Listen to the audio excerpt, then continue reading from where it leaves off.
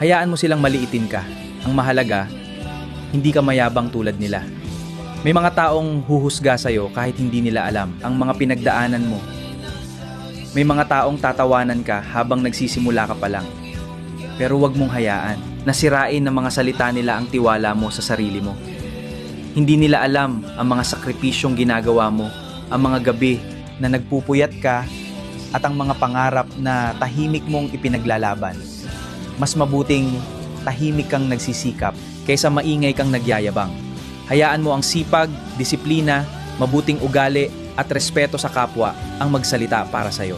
Hindi mo kailangang patunayan ang halaga mo sa lahat ng tao.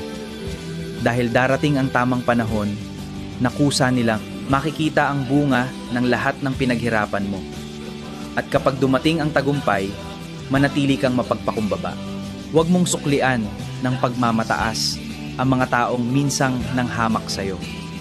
Dahil ang tunay na malakas ay marunong magpatawad at ang tunay na matagumpay ay hindi kailangang manghamak ng iba para maramdaman ang sarili niyang halaga.